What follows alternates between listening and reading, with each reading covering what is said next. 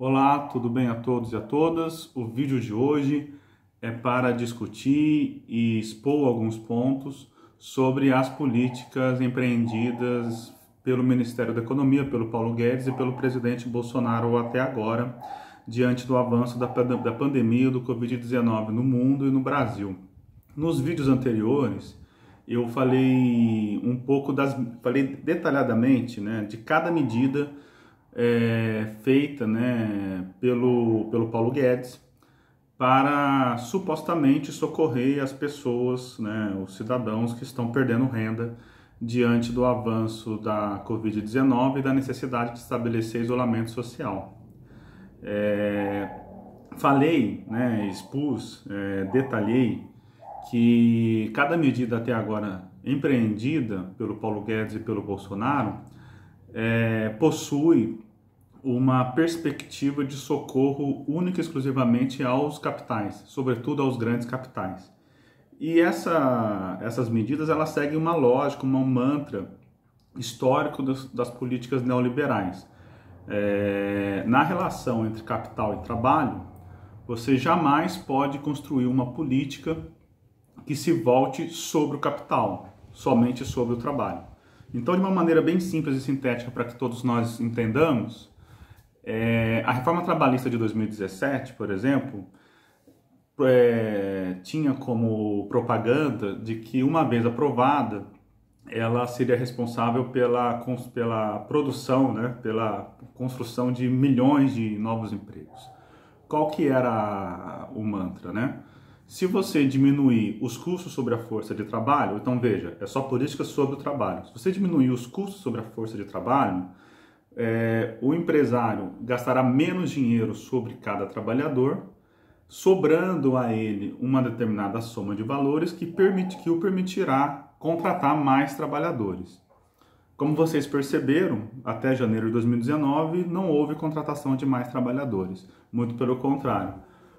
Houve uma substituição de trabalhadores formais por trabalhadores informais, inclusive em indústrias e comércios, segundo dados da PNAD de 2019 do IBGE. Então, é um mantra muito simples.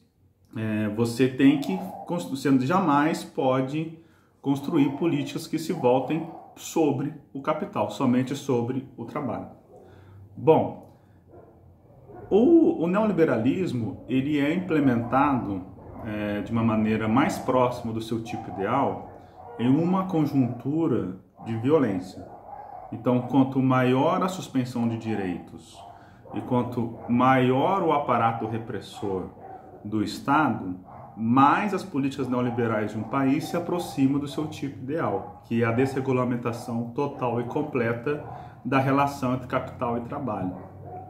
Então, o caso do Chile é um caso emblemático, mas o caso do Brasil também, após 2016 e 2017, também é um caso extremamente emblemático. E o protofascismo, o bolsonarismo, ele é um instrumento perfeito e ideal para a implementação dessas políticas neoliberais. Daí a aliança entre liberais e neoliberais e liberais conservadores, né? E esses conservadores protofascistas. O fato é que, nesse momento, a pandemia ela tá servindo como um ótimo instrumento para esses conservadores e liberais para a implementação das políticas neoliberais. Por quê? Porque nós estamos, de fato, no momento que, na prática, é um momento de suspensão de direitos e de suspensão de espaços de debate e discussão, né? E a oposição também ajuda muito nisso, né? A oposição, quando ela não consegue pautar essas medidas e pauta questões que são secundárias, na minha avaliação, acaba também, inclusive, desempoderando ou retirando ainda mais poder desses espaços de debate e de discussão, inclusive do Congresso Nacional, né? Então, as políticas que estão sendo implementadas no momento, elas estão sendo implementadas porque a pandemia está sendo um instrumento efetivo de suspensão de direitos de espaço de discussão para a implementação justamente de políticas regressivas ao trabalho, né? Então, se a gente pegar todas as políticas feitas até agora, então você tem a ajuda de 1 trilhão e 200 bilhões aos bancos, sendo que metade já foi liberada até essa semana. As duas medidas provisórias, principalmente a medida provisória 936, que são medidas que fundamentalmente são uma reforma trabalhista, então elas suspendem a negociação com os sindicatos, ainda que tenha tido agora uma decisão do ministro Lewandowski do STF, obrigando que os sindicatos tomem uma posição, mas é uma posição depois do acordo estabelecido, e se os sindicatos não se manifestarem em 10 dias, o acordo fica de fato legitimado, legalizado, né, o acordo entre trabalhador e empresário. Como a reforma trabalhista destruiu boa parte dos sindicatos, é muito mais provável que isso aconteça, né?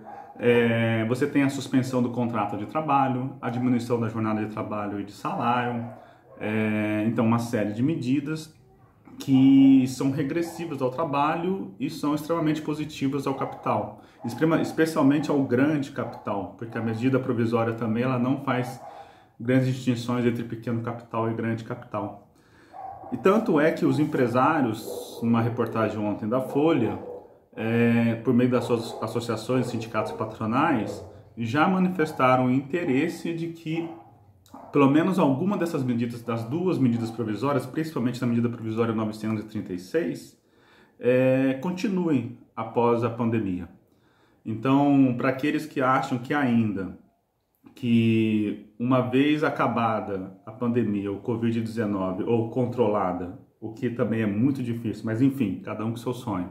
Uma vez controlada a Covid-19, as coisas voltarão ao que era, você está vivendo num mundo de fantasia, né? As políticas neoliberais estão sendo implementadas agora, e elas estão sendo implementadas para ficar, né?